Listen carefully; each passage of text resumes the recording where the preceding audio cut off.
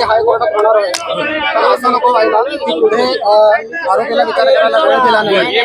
यासाठी 29 तारीख रोजी न्यायालयाने तुम्हाला तुमची देखील बाजू मांडण्याची एक संधी दिली होती. तुम्ही न्यायालयाशी काय बोललेला आहात? मी न्यायालयाशी एवढंच बोललो की आज आमचा कुटुंब या एका आरोपीमुळे फक्त त्याच्या विकृतीमुळे आमचं कुटुंब उद्ध्वस्त झालेलं आहे आणि आमची सामाजिक, शारीरिक, मानसिक, आर्थिक सगळ्याच प्रकारे हानी झालेली आहे. आणि सर्वात महत्वाचं, आज आमचं बाळ आमच्यापाशी नाही ही आमची सर्वात मोठी हानी आहे. आणि आम्ही सूड मागत नाहीये, आम्ही न्याय मागतोय.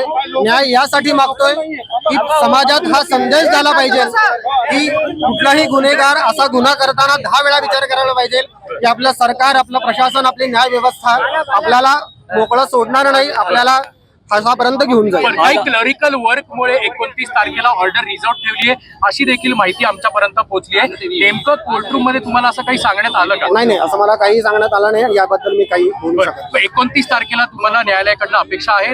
नक्कीच 29 तारखेला अपेक्षा आहे आणि नक्कीच आपल्या अपेक्षेप्रमाणे निकाल लागेल असं मला वाटतं.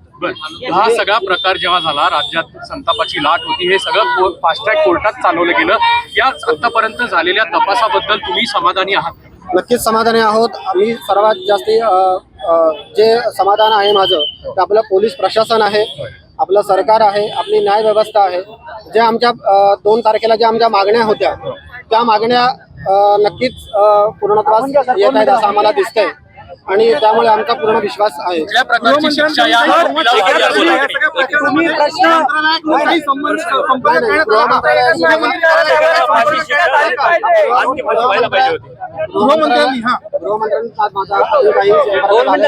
मुलीचा बाप म्हणून यांची भावना बरोबर आहे, पण एक सर्वसामान्य जनता म्हणून आम्हाला परत हा प्रश्न आहे की 25 तारखेला निकाल लागेल असं सांगितलं होतं. असं काय कारण पुढे आलं की ते 25 ची 29 झाली?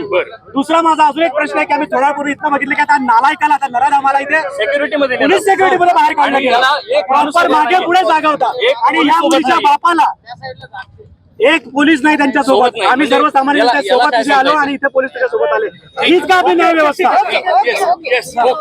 आपण बघू शकतो की 29 जूनला आम्हाला अपेक्षा आहे.